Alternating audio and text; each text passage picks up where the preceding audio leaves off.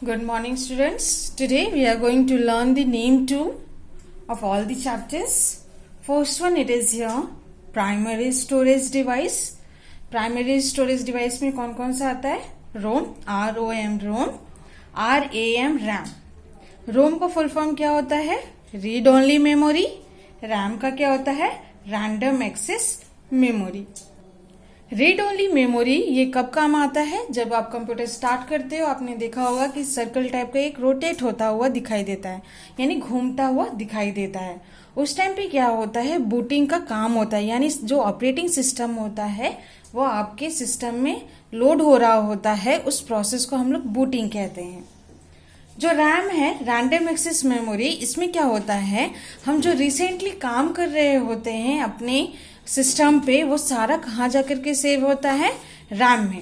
इसी का मतलब होता है कि रैंडम यानी कहीं से भी. तो अगर हम लोग अपना काम, जो भी अपने वर्क को अगर सेव करके नहीं रखते हैं तो वो क्या हो जाता है? अगर लाइट चली जाती है तो वो डेटा जो होता है, यानी आपने जो कुछ भी टाइप करके या पेंटिंग करके रखा है, कुछ भी किया है अपने सिस्टम पे, वो आपका सेफ नहीं रहता है. तो ये क्या है? ये दो टाइप्स के प्राइमरी मेमोरी होते हैं. First one it is the ROM, second one it is the RAM. Second it is secondary storage device. सेकेंडरी यानी अलग से जो हम लोग स्टोरेज डिवाइस है जिसे अटैच करते हैं सिस्टम के अंदर और उसमें जाकर के सेव करते हैं. मान लीजिए आप लोगों को एक मूवी या फिर कोई गेम्स लेकर के आना है अपने फ्रेंड के घर से, तो आप किस में लेके आओगे? क्या उसका सिस्टम यानी कंप्यूटर उठा के लेके आओगे अपने घर पे? नहीं, कंप्यूटर उठा के हम लोग नहीं लेके आएंगे. हम लोग एक सेकेंडरी स्टोरेज डिवाइस में क्या करेंगे? उसे डेटा को सेव करके लेके आएंगे. तो उसके लिए हम लोग को चाहिए होता है या तो डीवीडी या फिर सीडी या फिर पेन ड्राइव, किसी में भी हम लोग कहीं से भी डेटा को ट्रांसफर कर सकते हैं या फिर ले सकते हैं. डीवीडी का फुल फॉर्म होता है डिजिटल वर्सटाइल डिस्क. ये डिस्क होता है, इसमें भी आप क्या कर सकते हो? अपने डेटा को, अपने इंस्ट्रक्शंस को, इंफॉर्मेशन को, मूवीज को, फोटोज को, इन सभी चीजों को आप क्या करके रख सकते हो? स्टोर करके रख सकते हो. उसी तरीके से हमारा बी नंबर है CD. CD that is compact disc. Compact disc भी आपका ये ऑप्टिकल डिस्क के अंदर ही आता है, दोनों डीवीडी और सीडी. और इसमें भी आप क्या कर सकते हो? कोई भी data, information, movie, images, text, आप किसी भी चीज को क्या करके रख सकते हो? सेव करके रख सकते हो. Next comes the arrow keys, that is the up key and down key. I have told you there are 4 arrow keys, left, right, up and down arrow keys.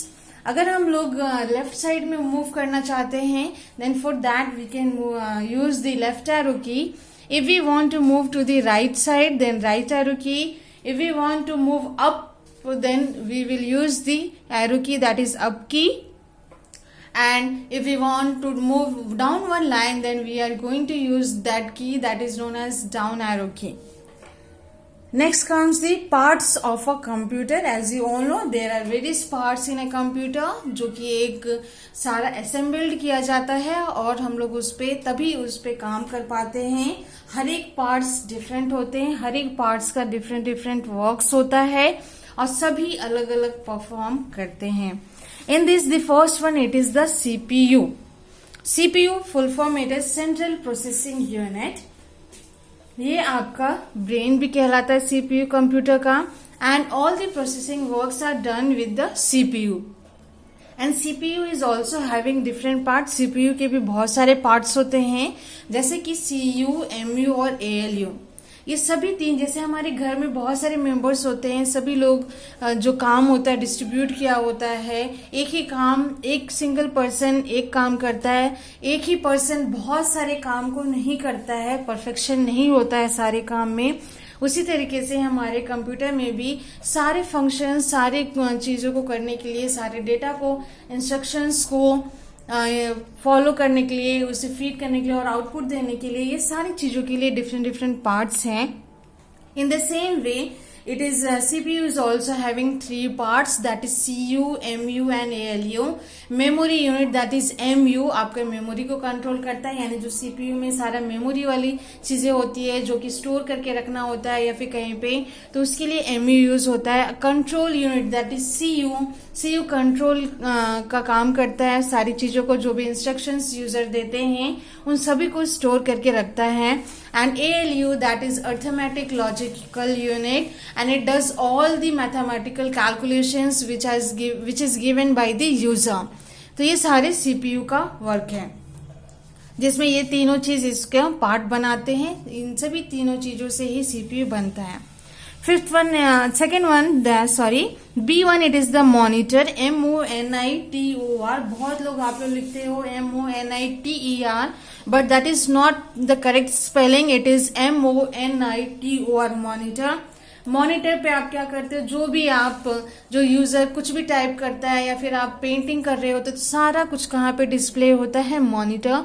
इसे आप अपने एक टीवी की तरह समझ सकते हो, जहाँ पे आप कुछ भी कमांड देते हो सारा कुछ कहाँ पे दिखाई देता है, सामने स्क्रीन पे दिखाई देता है. Fifth one it is parts of A mouse. Mouse जो हम लोग यूज करते हैं उसके भी 3 पार्ट्स होते हैं. दैट इज स्क्रॉल होता है बीच में, लेफ्ट माउस बटन होता है, राइट बटन होता है, केबल एक लगा हुआ रहता है. उसे माउस इसीलिए कहा जाता है, जो केबल लगा होता है वो टेल की तरह होता है और एक छोटा सा माउस के दिखाई देता है वो. And cable is also the part of a mouse, and left button, right button and one scroll is also there. You can write any one of that.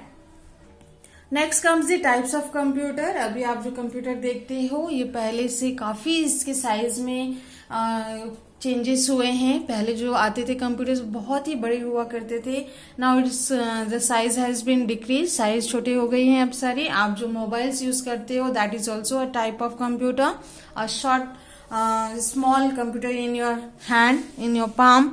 And first one types of computer it is the laptop. Laptop इसे इसलिए हम लोग कहते हैं क्योंकि हम लोग इसे लैप पे रख करके काम करते हैं. Lap, LAP, lap, isn't it?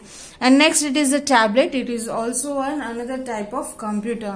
So what you have to do is you will learn this and you will write it down in your class or copy, and you will do the revision test questions after revising all the chapters. After that only you attempt this. आप revision test बिना revision किए attempt नहीं करोगे. So that's all for today. Thank you.